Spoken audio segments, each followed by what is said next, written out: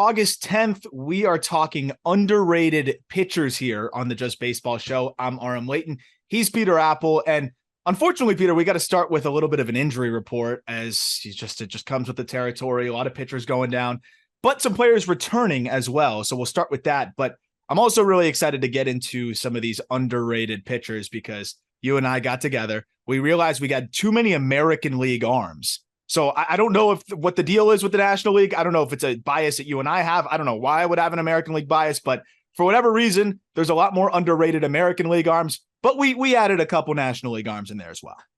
Yeah, we had to kind of mix it up because we both sent each other our lists.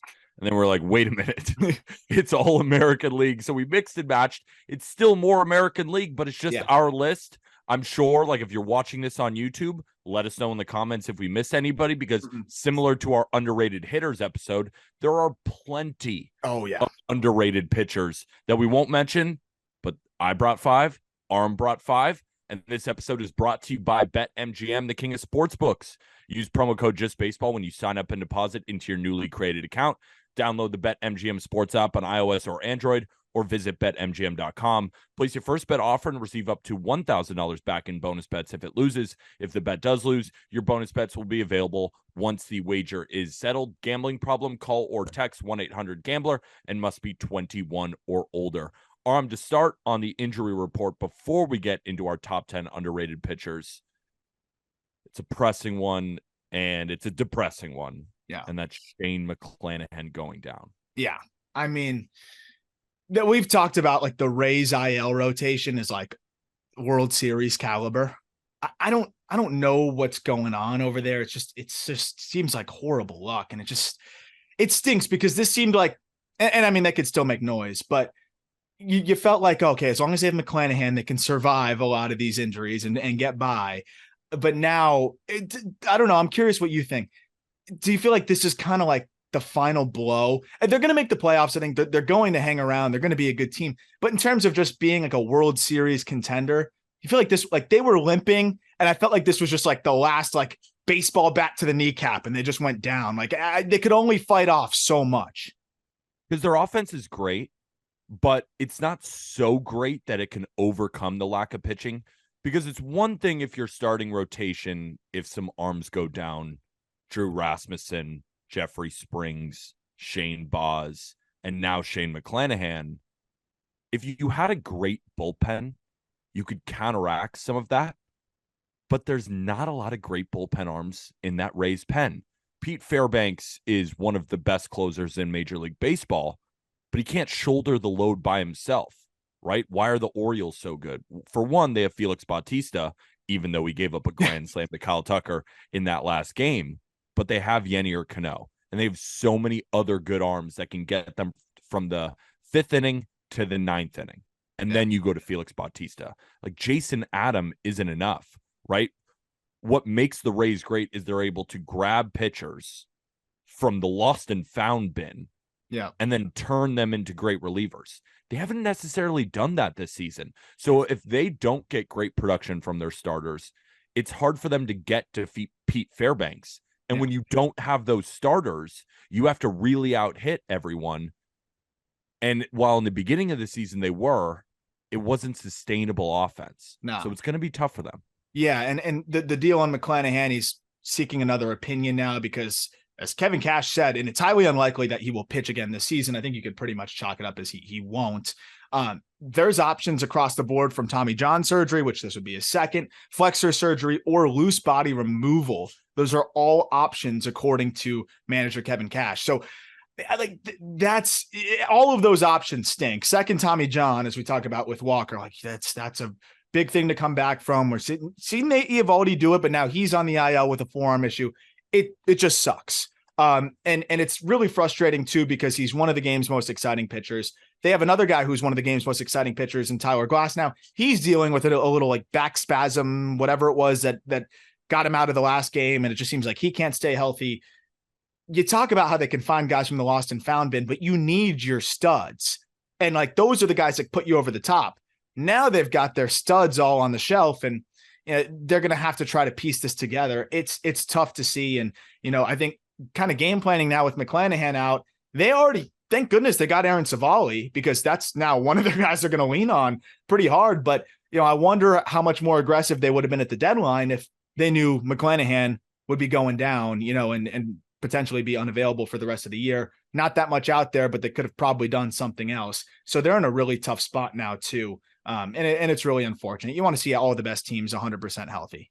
Their rotation right now is Zach Eflin at the top, who we will talk about later.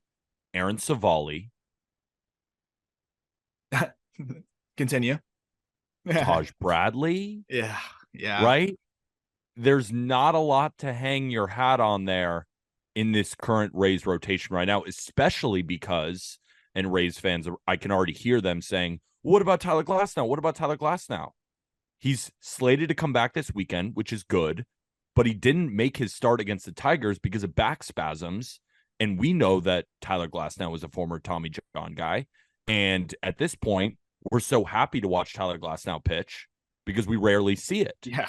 And he's not a guy who I'm saying, oh, yeah, he's definitely going to be healthy for the rest of the season. How can we say that? No. He didn't make his last start because of back spasms. He's a huge guy who gets a ton of extension, a lot of long levers there. It's going to be tough for him to stay healthy his entire career. So while they do have him right now, he's not fully healthy.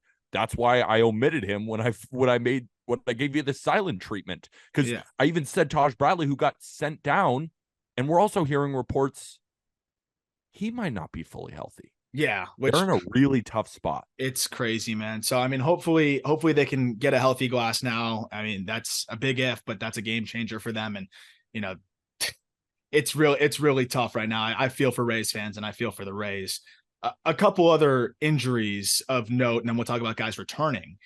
Josh Young, thumb issue, broken thumb. He's out for probably around 6 weeks. Really fluky, unfortunate thing. He's been having such a good year over there with the Texas Rangers. Here's the thing, though. We just talk about how important McClanahan was, to that rotation. How do they survive without him? Josh Young's been a big part of the Rangers' success. 122 WRC plus, nearly a 3-win player. He's launched 22 homers.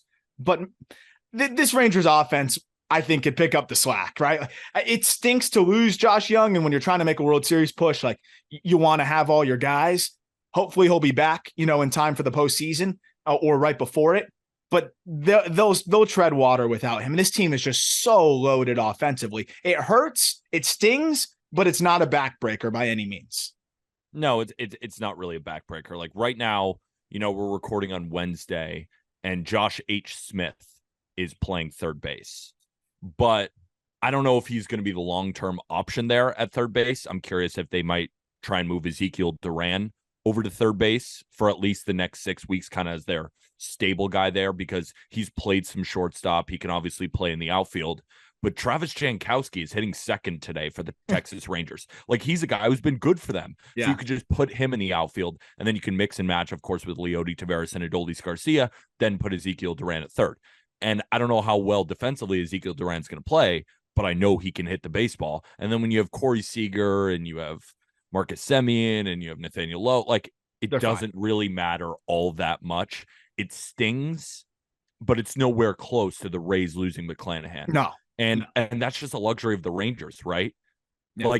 If the Rays lost McClanahan, but they still had Springs, they still had Rasmussen, we'd be like, that stinks, but they'll be okay. That's what we're saying about the Texas Rangers right now, because they have a luxury of wealth.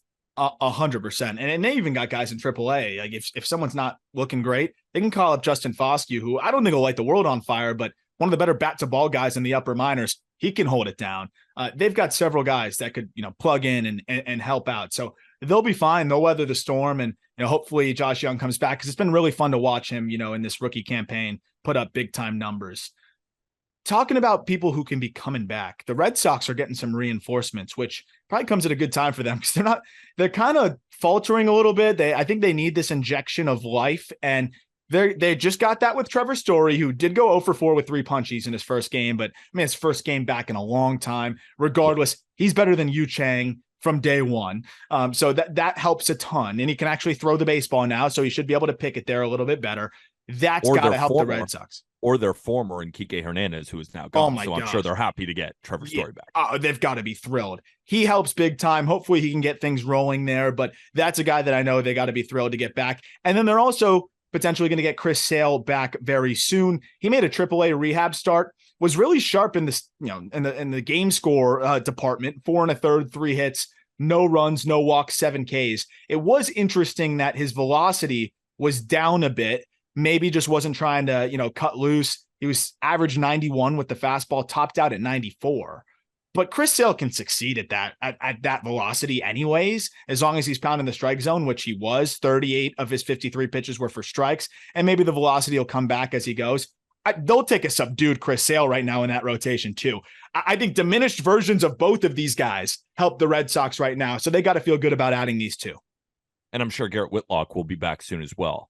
Mm-hmm. But yeah, I mean, you look at the Red Sox right now, the Yankees and the Red Sox, they're almost trying to finish last, one of the two teams, right?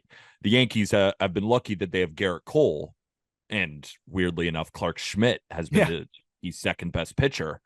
But with the Red Sox, they don't have that ace that they can turn to every fifth day and expect a win. Now, you're going to talk about a Red Sox pitcher that you really like that's underrated, but they don't have that Garrett Cole. Chris Sale has to come in and be that Garrett Cole for the Red Sox to have a shot at making the playoffs. The only issue is he's not that. That's and especially if his velocity is down. Like, that's the only reason I bring it up, right?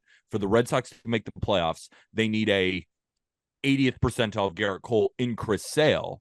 But if his velocity isn't there, he was already going through ups and downs in the regular season. Yeah. And if he doesn't have it there and he's not at his sharpest, the Yankees and the Red Sox are going to be fighting for that last place for the rest of the year.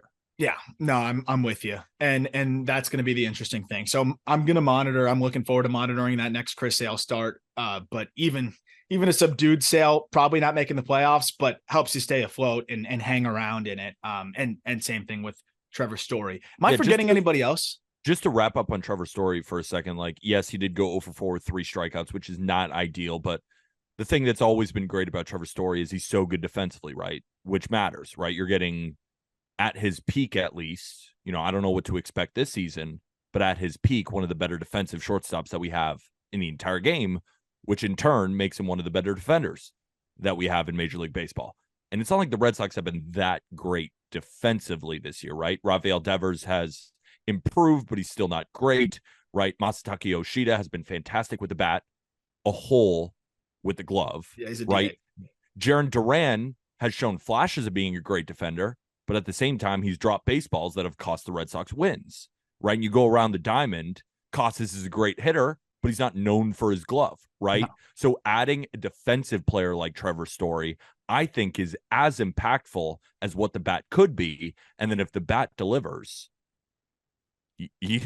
no wonder Heimblum just sat in his chair, sat on his hands, and did nothing at the deadline, because he expected Trevor Story back. And it's going to be interesting to see if we get Colorado Rockies Trevor Story, or if we get a subdued version of Boston Red Sox Trevor Story that we've seen thus far in his short career with them.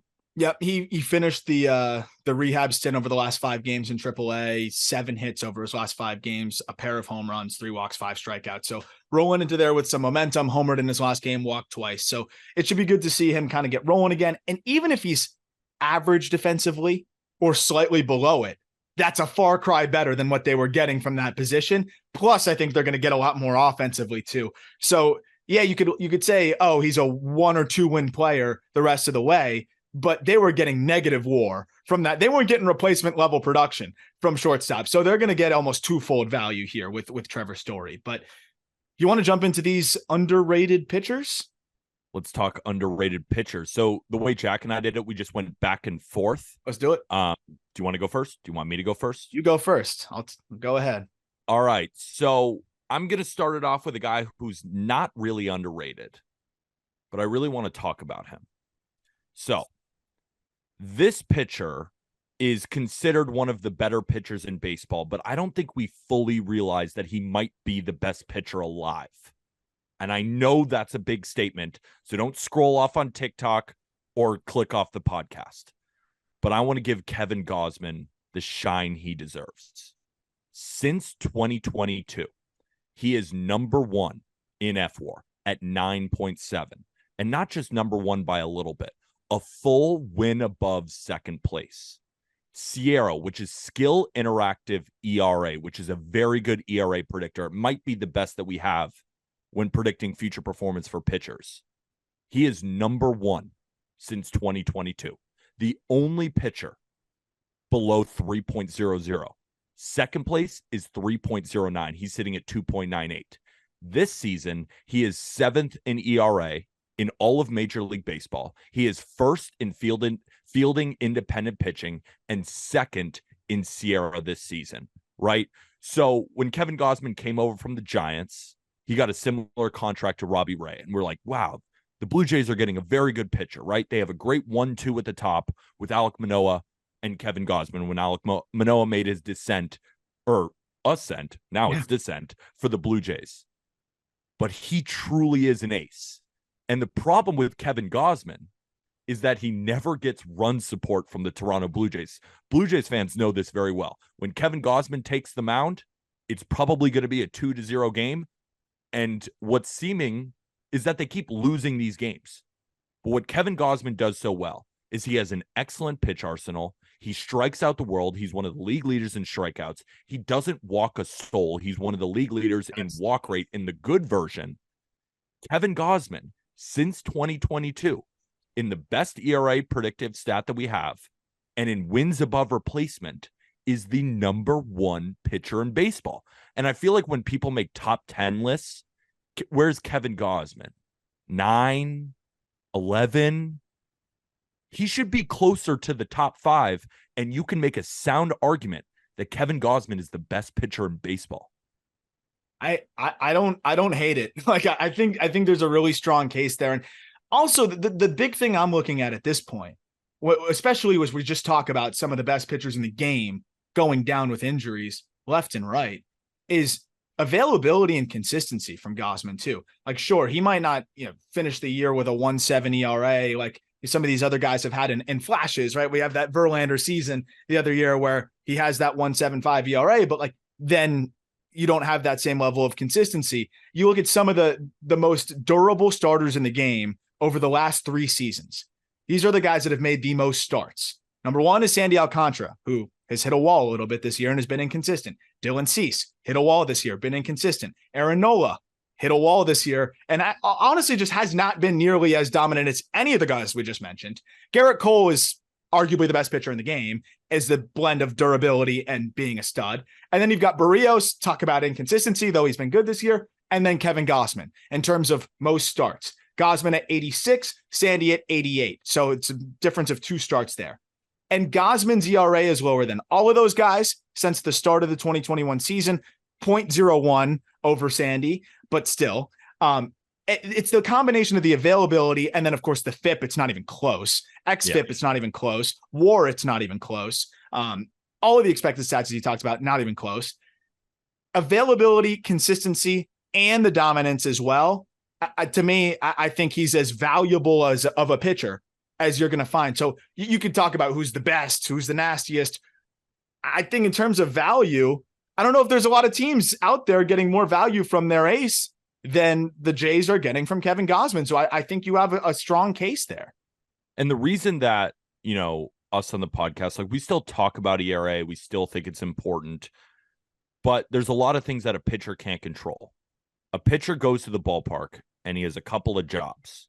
You want to miss bats. You want to strike out batters, because if you strike out batters and you don't put a ball in play, it's not going to result in any sort of a hit. You don't want to walk anybody, right? Because you want to make the batter earn his hits. You don't want to give up any free passes. Anyone who's played Major League Baseball, when your pitcher is walking guys, you almost prefer them give up hits because at least they're throwing it in the strike zone and the defender can make a play on that. What does Kevin Gausman do best? He's one of the league leaders in strikeouts, and he doesn't walk a soul. Yeah. And what do you also want to do? You want to keep the ball on the ground, and you don't want to allow hard contact. Kevin Gausman, one of the best at allowing soft contact and keeps the ball on the ground. Yeah. And his splitter might be the best overall pitch in baseball, at least from a consistency purpose. So that's why it's like we're talking about underrated pitchers. We're going to have plenty of pitchers that you've maybe heard about, maybe some pitchers that you've never even heard about at all. But I just really wanted to highlight Kevin Gausman because when we rank guys, I never see him close to the top 5 and mostly looking in on the top 10 when I think he has a legit argument to be the best pitcher alive. I mean, underrated is a relative term. And exactly. in this context, you're you're making the case that he's underrated. So I'm with you.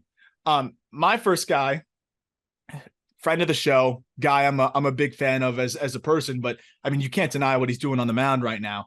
Tanner Bybee of the Cleveland Guardians. I think the only reason why he's underrated at this point is he was kind of an unsung prospect as a 5th round pick in 2021.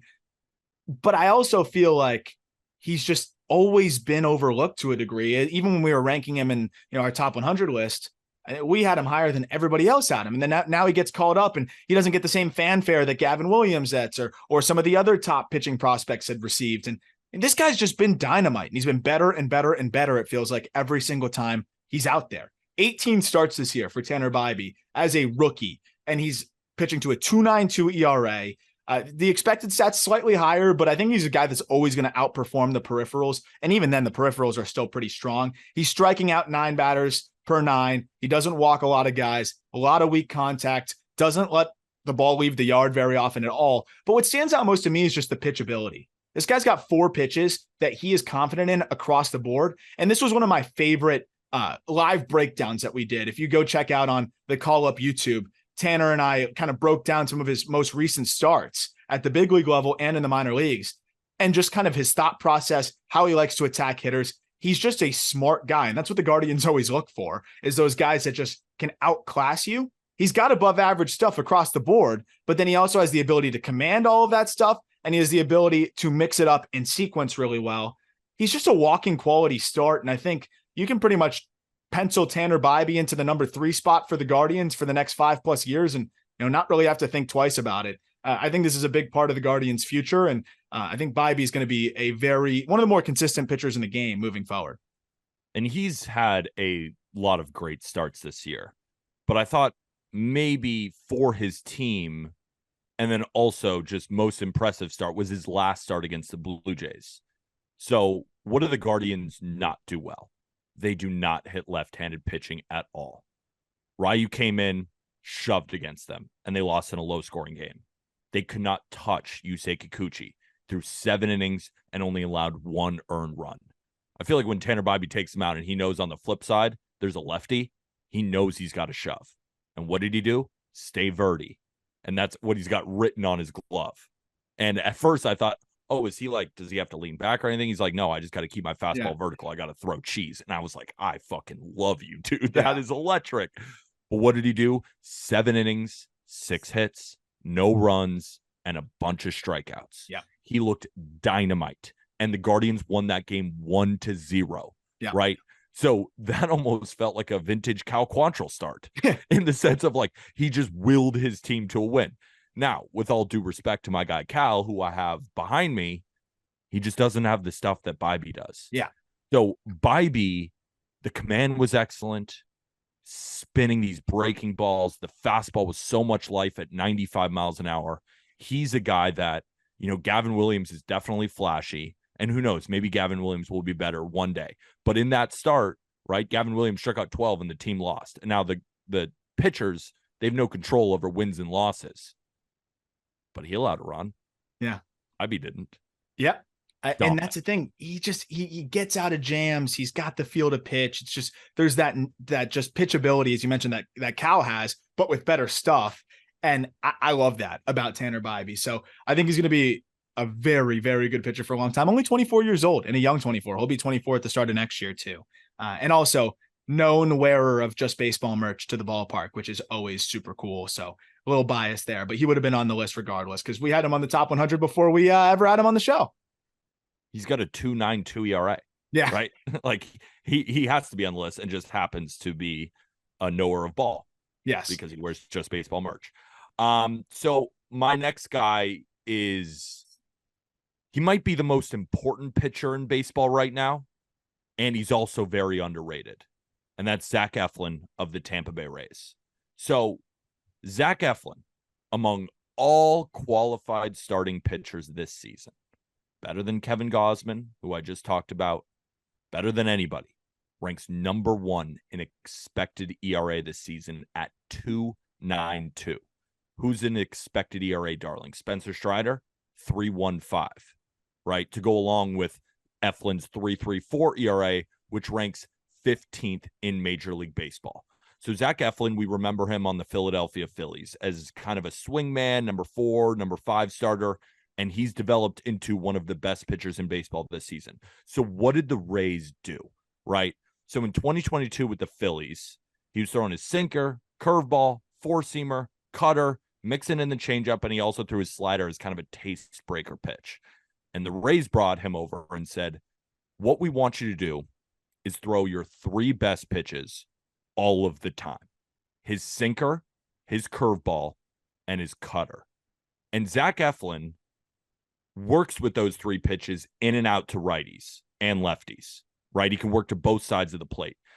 With his sinker, he's throwing it in on left-handed batters. With his cutter, he's throwing away to left-handed batters. And simultaneously, sinker outside to righties, cutter inside to righties. And he just keeps mixing and matching. So you don't know what's coming. Is it a sinker? Is it a cutter? It's coming from the same exact release point. I feel like you can just never tell whether the ball's cutting in or cutting away. And then he drops the hammer curveball on you. So you have so many different movement variations to worry about, and he mixes speed so well.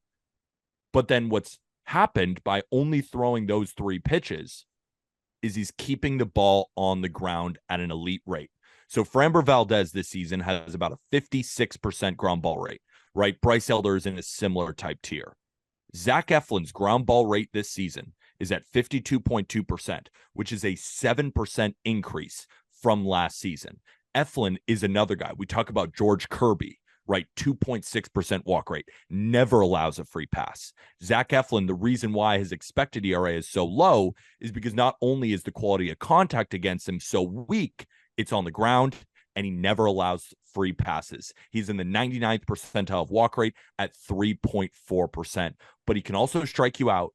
But even when you make contact, it's weak and on the ground, and there's never anybody on base unless you earn a hit against Zach Eflin, which is getting increasingly harder because all 3 of his pitches are so great. So Zach Eflin for the Tampa Bay Rays might be one of the most underrated pitchers in baseball, but I think at this point in the season is the most important pitcher in Major League Baseball.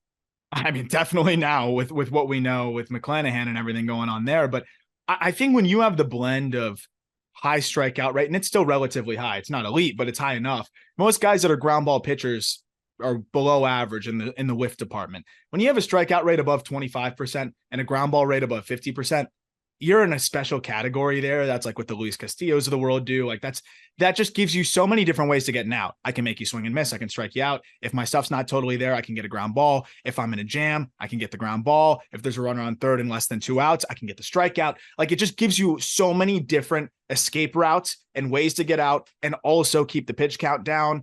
It's just the perfect blend. You want a swing and miss and ground ball guy. The thing is, most of the guys that are swing and miss guys in today's game, like the Spencer Striders, are fly ball guys because it's all about that carry at the top of the zone and the hammer breaking ball or the hard slider.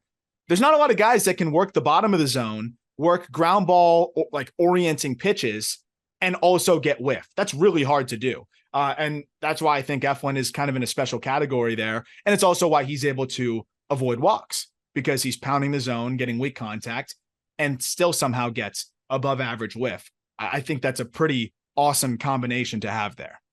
No, and it's a really good point that you brought up about Strider, and a lot of pitchers are doing this, right? When we look at, well, what do hitters now, what are they trying to counteract? It's the fastball up. It's the fastball. Every pitcher is trying to get a ton of life on their fastball, get that induced vertical break that defies gravity, right? Because every fastball has natural drop to it, but what pitchers are trying to do is eliminate that drop so it looks like it's rising, when in reality it's not staying flat, but it's just not dropping. So in the blink of an eye, a batter is used to a little bit of drop, but instead it keeps it up. So everyone's now getting ready for that. What is Zach Eflin doing? Working low in the zone. So while everyone's zigging, he's zagging and getting back to that. I'm not going to strike you out at the level of Spencer Strider, but I'm going to strike you out enough, and I'm going to nail at something that you haven't been working on this offseason. When everybody's been preparing for the high fastball, I'm working low, and I don't even throw my four-seamer anymore, right? Because last season with the Philadelphia Phillies, he was throwing his four-seamer 15.5% of the time. And it even performed well, Arm. Opponents only hit 191 against that four-seam. But the Rays said, nope, we're dropping it to 4.6%. And the reason why I bring up the fastball is when you look at, his plots, his heat maps, where he's throwing the fastball, it's all up. So while you're, all right, I'm facing Zach Eflin, everything's going to be low in the zone. It's going to be ditching and dodging right away from me. It's either going away, it's going in, he's dropping the curveball, but then he'll just electrocute you with a fastball up. And then you're just like, oh shit. And it helps the fastball play up, right? So his fastball this season, it's still 93, but opponents are hitting 0.42 against it. Yeah. Because they never know it's coming. Yeah. It lights you up. And it's such a good pitch like that. So I love what the Rays have done with Eflin. They've created one of the best pitchers in the American League. Yeah. He mixes it in like a handful of times each start, that four-seamer, and all of a sudden you just weren't ready for that. You're looking down, and it's the best surprise. I know that's something that Sandy Alcantara did with a lot of success last year, and it's been trying to figure back out this year. My next pitcher is one of my favorites, one of the tallest guys out there, Bailey Ober of the Minnesota Twins.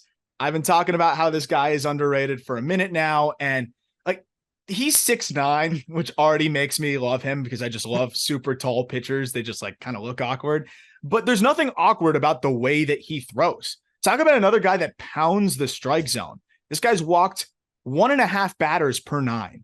He's not a big strikeout guy, 8.5 strikeouts per 9, but he's pitched to a 3.21 ERA. He's a guy that gets a ton of weak contact and just mixes his pitches well. Another dude that, the fastball may only be 91 to 92, sometimes a 3, but talk about extension from a 6'9" frame and hitting your spots. That perceived velocity's got to be 95, 96, maybe even a little bit higher than that.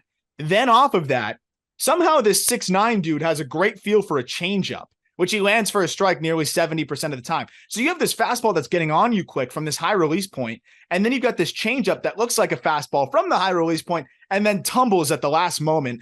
That pitch has just been disgusting for him this year. Opponents have a 540 OPS against it with a 27% strikeout rate. And again, he's pounding the strike zone with it. Then he mixes in an average slider and a decent taste-breaking curveball, and that's all he really needs because he commands the heck out of his fastball. He gets tons of whiff on the changeup and mixes in the curveballs just enough. This guy's been awesome for a while now in terms of just being steady. And you look at the career numbers, a 3.57 career ERA in 49 starts, and he just keeps getting better and better and better now that he's healthy. This guy's just another one of those walking quality starts. He might never get you the 10 punchies over 6, but he's going to give you a quality start almost every single time he goes out there, and that's extremely valuable. I love the point that you made about perceived velocity because I think it's so important, right? You see the radar gun and you say, oh, 91, like, okay. But in reality, when it's 6'9", and he's extending off of the mound, the ball probably looks like it's 95, 96 miles an hour. Like friend of the program, Foolish Baseball, Bailey had a really good YouTube video, which I recommend everybody checking out after you watch this on YouTube. After. Not now. Alexis Diaz, right? It's like 93, 94, but the perceived velocity is much higher because of the extension he gets. Yeah. Bailey Ober is getting similar extension, but he's 6'9". It's kind of similar to like a Felix Bautista, right? Where it's coming in at 101, but to a hitter, it's probably looking 104. And that's what Bailey Ober has. And he does such a great job of the changeup and the fastball, like you said, it's coming out of the same release point. So it's impossible to tell. And it's so close to you as a hitter that you have to make a split-second decision. And nobody's been making those decisions correctly in those 49 starts that you said at a 3.57 ERA. Yeah. Like when you have a 50 start sample. Yeah, it's a good sample. You're a mid-3s ERA guy. You might just be good. You might just be good. You might just be really, really good. The last thing I'll say, extension of about 7.5 feet. That's a full foot above average. So you think about the average guy is throwing from 60 feet, 6 inches. He's throwing from, 59 feet, 6 inches in terms of just like where he's starting from, of course. So I think that really does make a big difference. And I just feel so safe with this guy. That's a guy that every time he's starting, I'm like, okay, if the offense puts up 4 runs, we got a really good shot to win this game. And that's a sign of a good pitcher. Absolutely. My next guy at the trade deadline, everyone was clamoring, including ourselves, for the Orioles to add a big-time starter. And Grayson Rodriguez is extremely great, or at least he's proven it, and will probably continue to prove it because he's a top prospect. But I think everybody is expecting that to happen. But a guy who doesn't get enough shine, who is the best pitcher on the Orioles for my money right now, and has been one of the best pitchers in all of baseball this season, is Kyle Bradish. Yeah. So Stuff Plus measures the quality of a pitcher's stuff based on the physical characteristics of their pitches, right? It's based on velocity, shape, and release. Spencer Strider is number 1. Corbin Burns is number 3.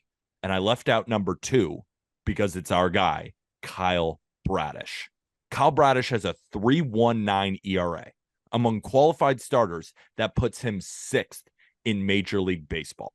And Kyle Bradish is a different pitcher than his savant page might tell you, right? Because his savant page is a little bit blue, right? His peripherals aren't great. He's got a 4.14 expected ERA. But I think he's going to be someone who will routinely outperform his peripherals because of a change that he's made. So last season, he threw his sinker 4.4% of the time, and it performed okay. But this season, he's completely retooled it, and he's throwing it about 19.1% of the time. And that's just over the full season. He's throwing it more and more. And why is he doing that? Because his four-seam fastball, quite honestly, is dog shit. It's got a 385 batting average against. And for him to be effective in this league, he can't really throw the fastball. He has to keep the ball on the ground. One thing is for sure, Kyle Bradish is one of the best sliders in baseball, full stop. 182 batting average against. Last season, 212 batting average against. His slider's always been his bread and butter. But his sinker being 95 miles an hour, right? And the launch angle being only 2 degrees has helped him maintain a ground ball rate at 46%. So while he's allowing decently hard contact, it's continually into the ground. He's also got pretty solid command. He's lowered his walk rate from 9% to 7% this season. And while the contact has been a little bit harder, it's coming a lot against that sinker. But the sinker has been so damn good at keeping the ball on the ground, it's just resulting in a bunch of double plays. Yeah. That's why you see the ERA so low. So while his Sierra, his expected ERA, those kind of stats would tell you, oh, he's more of a 4 ERA guy. I don't think he's going to be a 4 ERA guy. I think he's going to be a low to mid 3s ERA guy moving forward because the slider is so good and the sinker is keeping the ball on the ground. He's a guy that the Orioles, I'm sure, are going to build around for the future because he just keeps getting better and better. Like, we also have to remember that Kyle Bradish, while he is 26, this is his first real big season. And another guy who hit his break at 26 is Jacob deGrom. Now, will he be Jacob deGrom? No. But can he be very effective for the Orioles who are in need of starting pitching? Absolutely. I'm a big fan of Kyle Bradish. So I think the number one thing here is what you referenced is just phasing that four-seamer out. So basically he's throwing a pitch that got bombed 20% less. So you have a pitch that was getting absolutely demolished even last year, 321 batting average against 300 expected batting average at a 540 slugging percentage against his four-seamer. Well, now, as you mentioned, he starts throwing that sinker and just throws the four-seamer less. He still has to throw it because for whatever reason, like, that still needs to be a part of his arsenal. He probably just wants to keep that top part of the zone, in the hitter's mind. But just being able to phase that four-seamer out by 20% makes all the difference in the world. And then, as you mentioned, like, if you're a guy that's going to throw your slider now more than your fastball, you better throw it for a strike. And he throws it for a strike consistently. And that's a really hard thing to do, to be a big league starter who throws a slider more than his fastball. I guess technically, if you combine the sinker and the four-seamer, that would be the pitch he throws the most. But in terms of individual pitch, he throws the slider more than any other individual pitch. And that's pretty darn impressive. I think his floor is really high, like you said. And I think he's going to keep getting better as he kind of feels out, the new way of being able to throw and continuing to phase out that four-seamer. He's been a godsend for the Orioles. I don't know where they'd be without him. I couldn't agree with you more. And I like the point that you're talking about just phasing the four-seam out. He has to, because, and it's not like if he phases the four-seamer out, all he has is a slider and the sinker, right? His curveball has been extremely good this year. 33.3% whiff rate, It's got an xWOBA of 227, which basically means the quality of contact has been horrible in a good way for Kyle Bradish. Opponents are only hitting 151 against it, and he throws that 17.4% of the time. And the usage rate as the season has gone along has only increased, right? He has a changeup. And while the changeup isn't great, it's his fourth pitch if he gets rid of the fastball, which we've seen that more and more. So he could go slider, sinker, curveball, changeup, not throw the fastball at all, but take a note out of Zach Eflin's playbook.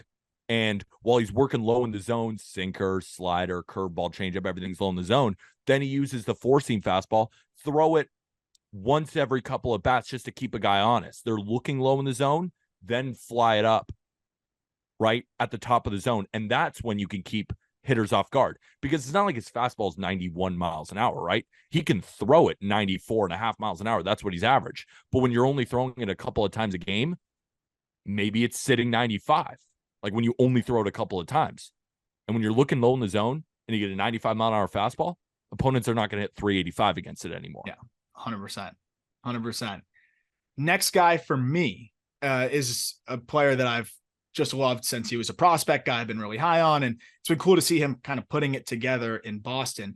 Brayan Bello, right-handed pitcher, 24 years old, has been having a really nice year. Talk about a godsend. I mean, this Red Sox rotation, I couldn't imagine where it would be without Brayan Bello. The surface level stats, not as good as some of the other guys that we've talked about, but this is a guy that has continued to improve. And more importantly, has held down a rotation that is just absolutely decimated and does not really have that many options there. But Bello has really made the strides with his command. A guy that was walking 4 and change per 9 last year, now walking just 2.5 per 9, pounds the strike zone with a heavy fastball that gets him, plenty of ground balls when he needs it. But all of a sudden, it seems like he's also able to get the whiff when he wants to get it as well.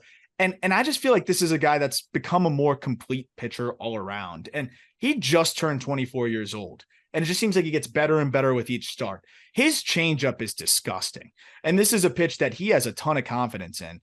He lands it for a strike more than 63% of the time. His sinker now, too, he's able to command it east-west. He's able to get those ground balls. A 57% ground ball rate for Brayan Bello. It's just one of those things where he can just continue to really erase hitters' counts. 2-0, he locates a sinker, guys sitting dead red, they end up rolling over on it because of the late dive that it features. He goes to that sinker 37% of the time, plenty of success with that. Then he'll mix in that four-seamer, and it's similar to the other guys that we've talked about. In a vacuum, gets hit hard, but now that he's phased it out a little bit, he can zip it up at the top of the zone and sneak it by you instead of a pitch that he has to throw too often. The slider is a work in progress. But I think that's something that can kind of separate him from being more of that number 3 starter to, more of a number 2 type. But I think the ability to get the ground balls, the disgusting changeup, which has a 23% swinging strike rate, which is absolutely absurd. Opponents are hitting around $180 against the pitch this year with a 52% ground ball rate. You might not strike out in bunches against Brayan Bello, but good luck trying to consistently barrel this guy up. You're going to end up rolling over and putting it on the ground. And that's just one thing he's been really good at all year long. And then he'll sneak the change up by you with some late fade, and you swing over it, and all of a sudden he can get some swing and miss too when he needs it. So we talk about the X dog in him, which is a made up stat. Yeah. But here's how I quantify it. Walk rate times your age. And if that's a really low number, you got a little bit of dog in you. Because when you come up, especially with the Boston Red Sox, right, pitching at Fenway, pitching against the American League East, it's one of the hardest environments to come up in as a really young pitcher. And for that walk rate to be that low, he is challenging hitters in the American League East with his stuff. That tells me he trusts in his offering. And what he's saying is, I dare you to hit it. I got faith in what I can do on the mound. Let's go toe to toe. And we've seen him do that, right? In his last start against the Kansas City Royals. Now, it's the Royals, but they've been one of baseball's hottest offenses since the break. And he went after them. Pitched extremely well. And what were we just talking about at the beginning of the episode? The Boston Red Sox lack of defense, right? One of the lesser defensive teams in Major League Baseball. And you talked about it. Doesn't get a lot of strikeouts. Gets enough strikeouts to be good, but he's not a high strikeout guy. He's relying on his defense. So you couple all that with, I'm in the American League East. I'm really, really young, and I know my defense isn't that great. And he's still throwing all these strikes. Yeah. Red Sox got a good one for a long time, not only because of his performance, but I think mentally he's locked in. Now, I could be wrong, but the numbers speak for themselves. To be that young, knowing what you have behind you in a division that he is, right? All stats have context to them, and he's in a really tough spot. And he's also being relied upon a ton, right? Would we talk about at the beginning of the episode? Yeah. Sale's been out. Whitlock's been out. Who's the guy that the Red Sox can go to every fifth day? That's Brian Bale. And they've been going to him every fifth day. It's hard. Like Tanner Bybee, I thought is a great example too. These guys are throwing a ton of innings in their first year. The arms are getting tired. And what was arguably Bale's best start of the year, not his best start, but up there, was his last start in the middle of August in the dog days. The Red Sox have a really good one there. While the team was struggling. And the last thing I'll say is, sinkers historically and just almost always are very low whiff pitches. It's just they're easy to get the bat on. It's just hard to square up. But as it pertains to sinkers, Bayo gets more whiff than you'd see in the zone and just in general than most do on sinkers. I mean, the average swinging strike rate's usually around like 5-6%. He's up at 9% on a swinging strike rate there, in zone whiff rate of around 18%. Those are both really good figures for a sinker. And over his last 10 starts, a 71% ground ball rate on the sinker. So he gets more whiff than the average sinker and gets more ground balls than really like anybody gets on any pitch. And then you've got that diabolical changeup. It's hard to be a sinker changeup guy and have a ton of success because everything's down, but that just shows you how nasty he is and how much better he's been getting at locating. I'm a big Bayo fan, and I think he's just going to keep getting better and better. With pitchers, you got pronators and you got supinators, and supinators are guys that, can spin it better, and pronators are guys that can kind of, throw that change up better and get their hand going the other way. He's definitely a pronator, but if he can find a way to be a little bit better with his supination and spin the ball a bit better, I think it could be game over. Like, he could be downright nasty, and he's got plenty of time to figure that side of it out. We're getting so deep. We're talking about pronation and supination. This might be my favorite episode we've ever done. All right. My next guy, I want everyone out there to keep an eye on this young pitcher. He's 23 years old, and he pitches for the Los Angeles Angels. And his name is Chase Silseth. Now, Chase Silseth was demoted to AAA back in June. But now he's up, and he's made some changes, and he's been really damn good. So what are those changes?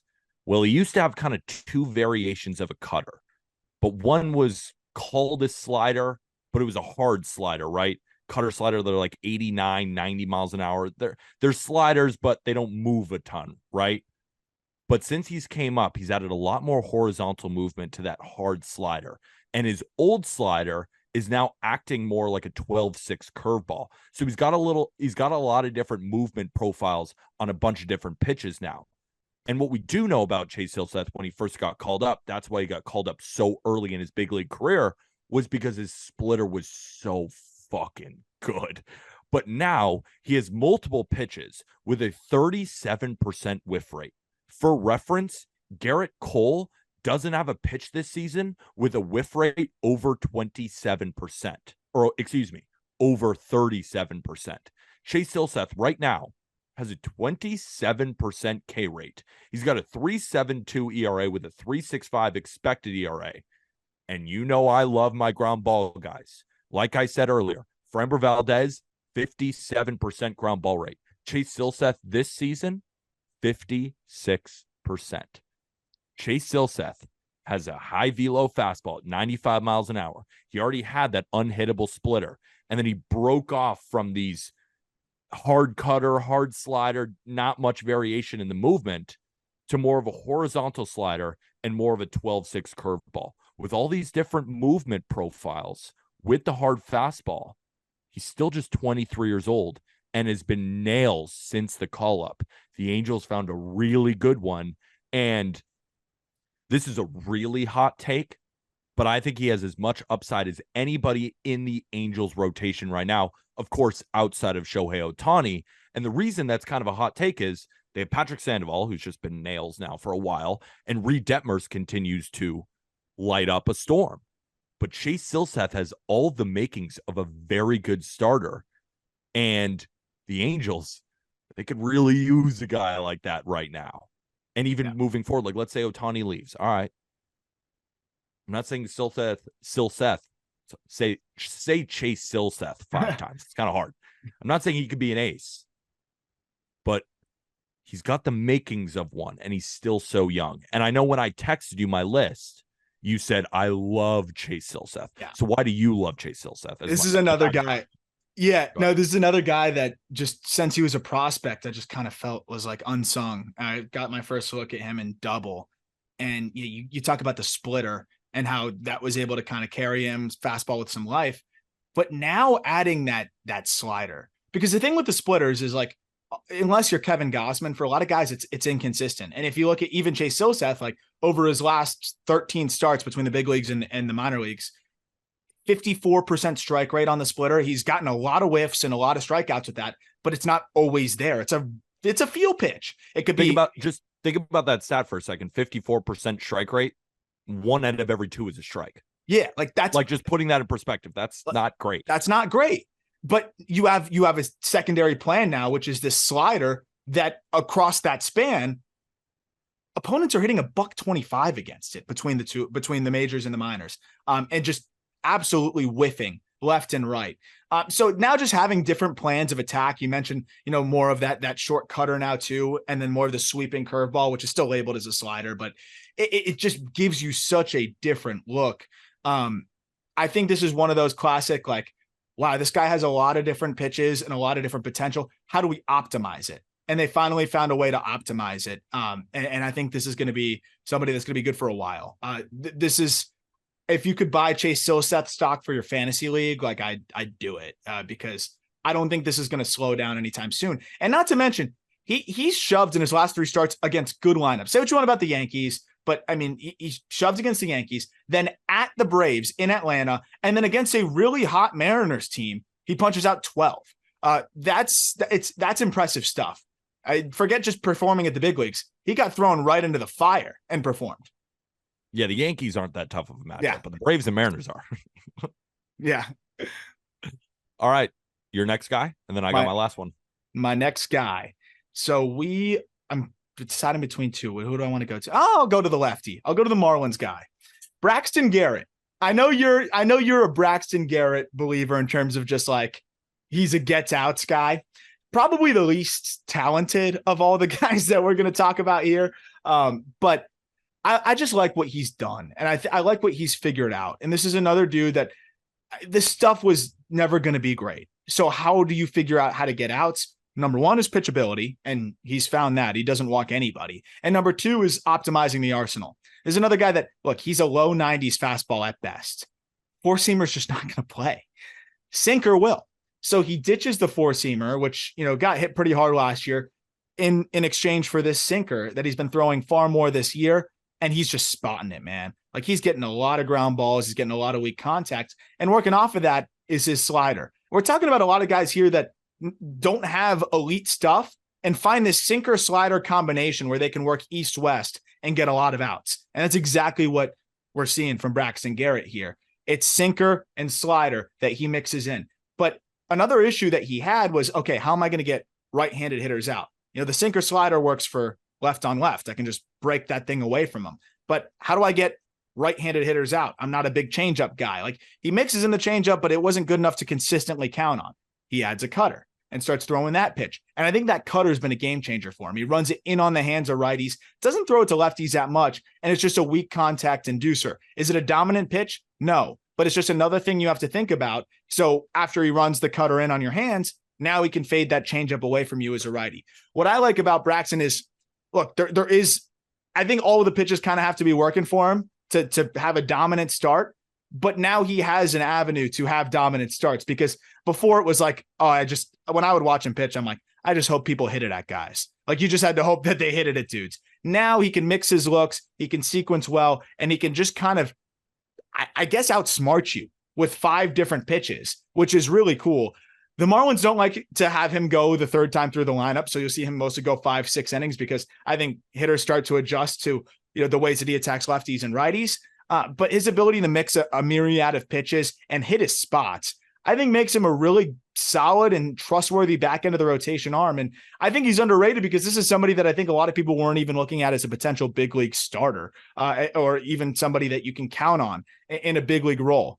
You walk less than 4% of batters, you strike out 26% of batters. That's going to play even if you give up a lot of hard contact. And again, he mixes in enough weak contact here and there to, I think, churn out what'll probably be a low 4 ERA most years and be a solid back end of the rotation arm. That's underrated for me because I don't think anybody really even paid attention to this guy before this year. And I also think he's underrated because when you think of Marlins pitching, you don't think Braxton Garrett. You think of Sandy, think of Jesus Luzardo, and there's potentially you think of guys with crazy stuff, like maybe an Edward Cabrera, even though he's been up and down. But arguably, outside of Jesus Luzardo, the most consistent pitcher on the Miami Marlins has been Braxton Garrett. Yeah. And we talked about it on my betting show, Not Gambling Advice, shameless plug, Monday through Friday, 4:30 to 6:30 p.m. Eastern, where the market was getting really, really high on Braxton Garrett, right? We're just talking about lines, right? Because I think the books were starting to realize, hey, this guy just keeps turning in quality starts. Yep. And people are betting on him and they keep winning. So we got to make him more expensive.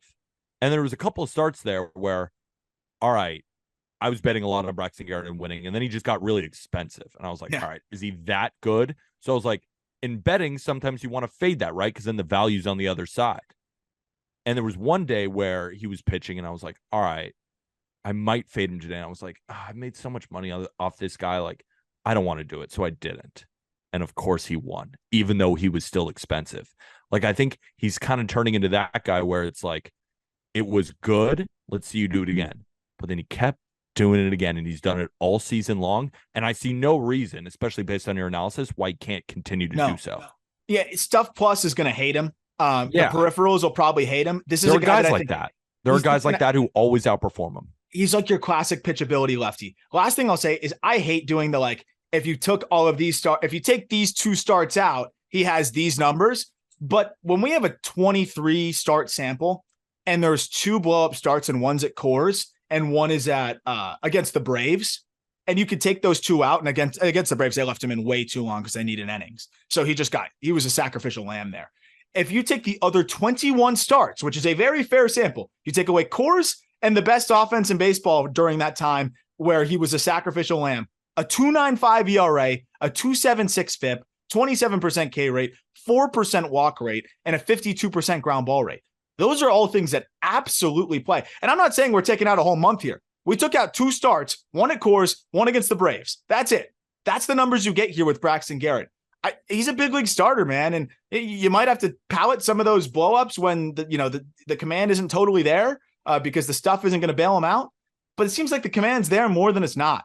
And he has more starts, I think, with no walks than he does with 2 walks or more, which I think says a lot. Absolutely. I'm just curious too. I just want to ask you a question. Let's say the Marlins make the playoffs. 3-game series. What are you doing in the rotation? Oh God. That's a great question. I love Braxton Garrett in the regular season. I think he's one of those guys.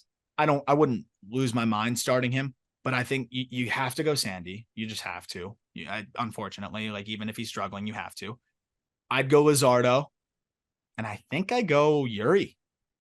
What are you doing? Pretty good. Yeah, that's sick. That's really good.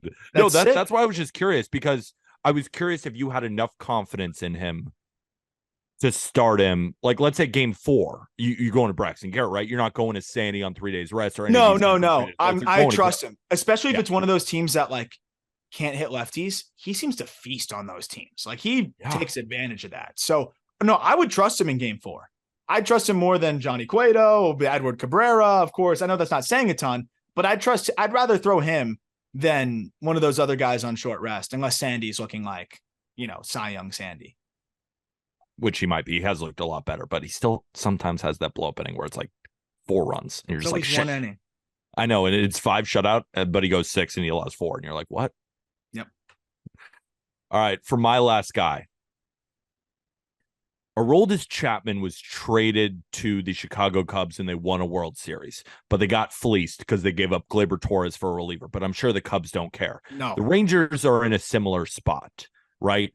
Because they traded away Aroldis Chapman and they may end up winning a World Series because of it.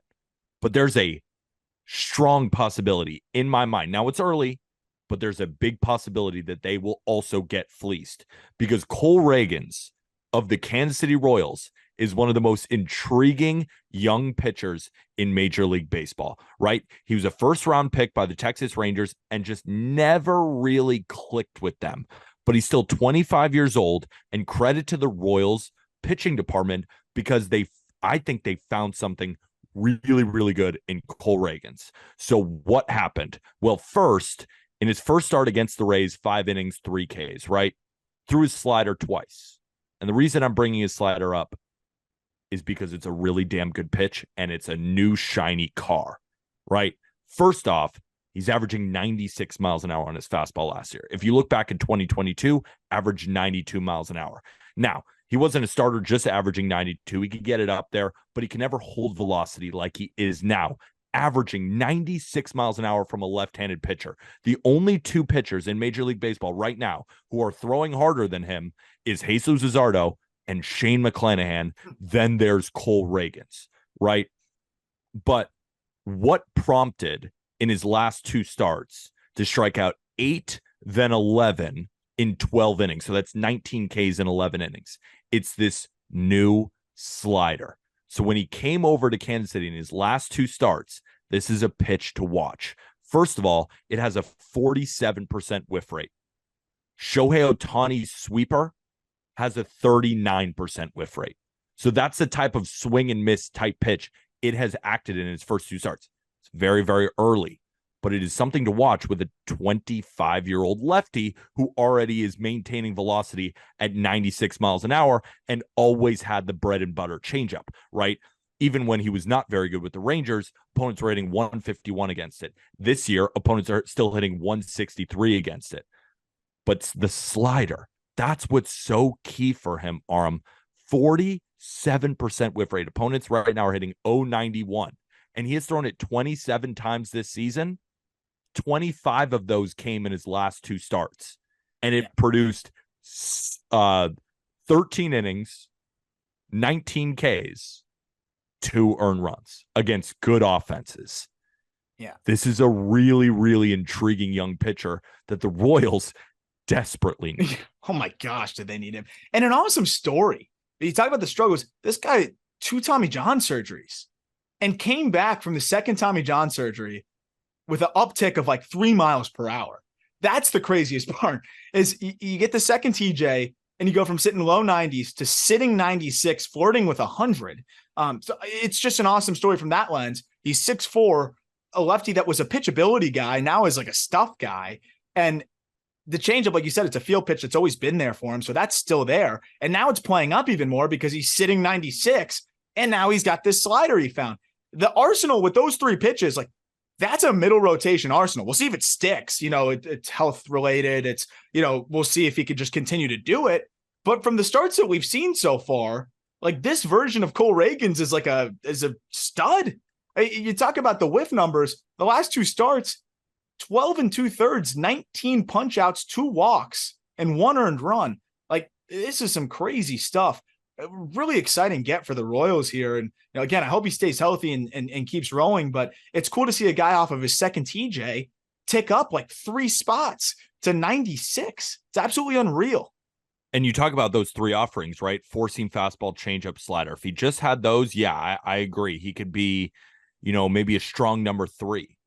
But how about the curveball too, right? Opponents are only hitting 174 against it, 26% whiff rate. The launch angle against it is -5. Opponents are hitting it straight into the ground. Quality of contact is great, has a ton of great movement, and he throws it 81 miles an hour, right? So not only does it have good movement, not only is it producing ground balls, but it's just a nice taste breaker from the 96, right? From the harder slider, right? From the changeup.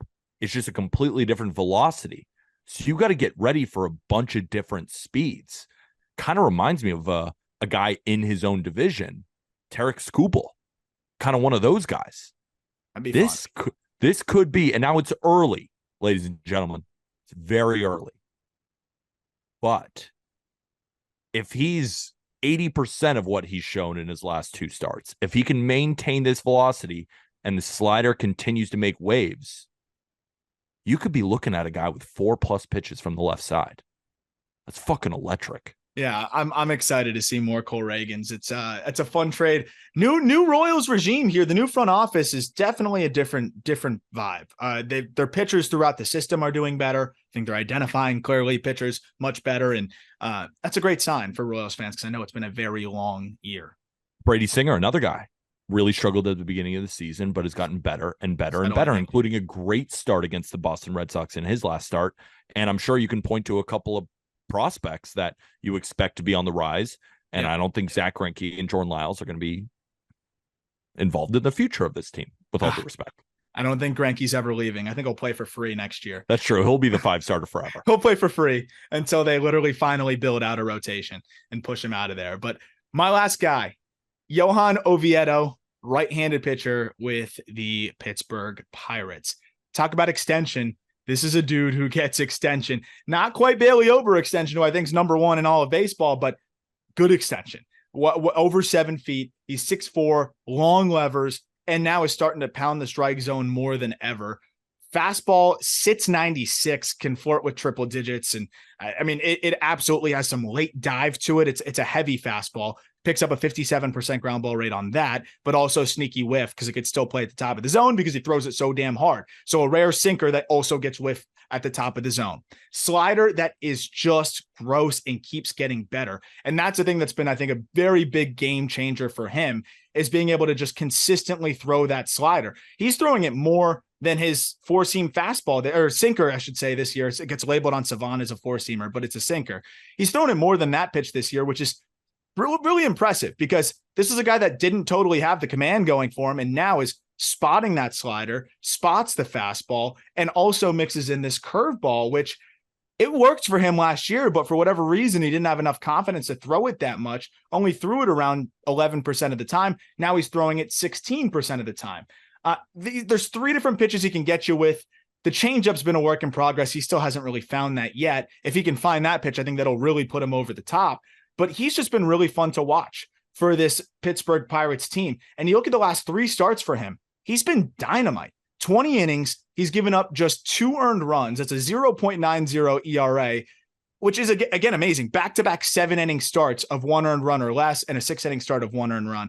He scatters his walks well. Again, the command keeps getting better, and he gets the swings and misses when he needs to. This guy's just high-octane stuff, gets on you quick, and starting to throw more strikes. I don't think he'll ever have the quality of secondaries to be, a lights out type of starter, but I think the improved command, the stuff that gets on you quicker, the quality of fastball, this is somebody that's going to be a quality big league starter, I think, for a long time. And the confidence he has in that slider now is pretty remarkable. He lands it for a strike around 68, 69% of the time. That's really good for a slider. You just don't see it that often. Somebody being able to command it like that. I think Oviedo is a nice find here for the Pittsburgh Pirates. He's still just 25 years old. Yeah, Oviedo and I have a interesting relationship because I bet on him 3 times this season, and I've lost 3 times, and it has not been because of him. He's 6-11. The Pirates just don't show up when he's on the mound.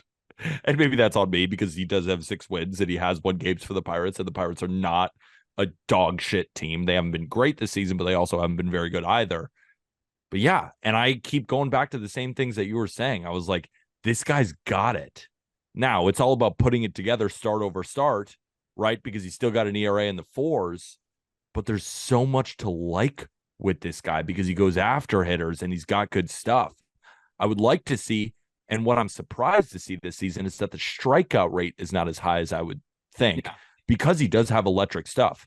But like you said earlier, like we've talked about a lot of young pitchers, 6'5", 245 pounds at 25 years old. This guy could be a horse for a long time. Yeah. And I think this season is a good figuring it out type season. Yeah. Like next year, I think he could potentially take that leap.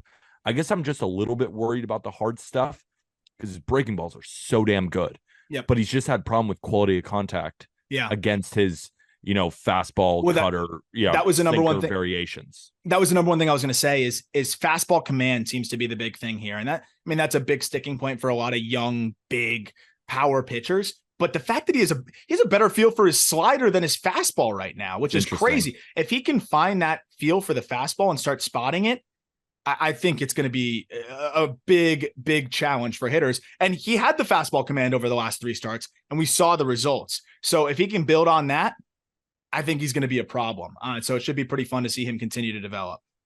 6'5" pitcher in the 94th percentile of extension with a 96 mile an hour fastball touching triple digits. The only problem is that hitters could hit a speeding bullet, right? If it's middle, they can hit it. They'll get it. Locating it, he turns into like a really big time starter, right? He almost looks like Mitch Keller was at the beginning of the season, not the current Mitch Keller, no, right? Who's really Mitch fallen off here. Yeah, like that kind of pitcher. Last 5 starts, last 5 starts, opponents hitting $140 against him. That's what happens when he throws more strikes. So it's been fun to see. And that'll do it for this episode of the Just Baseball Show.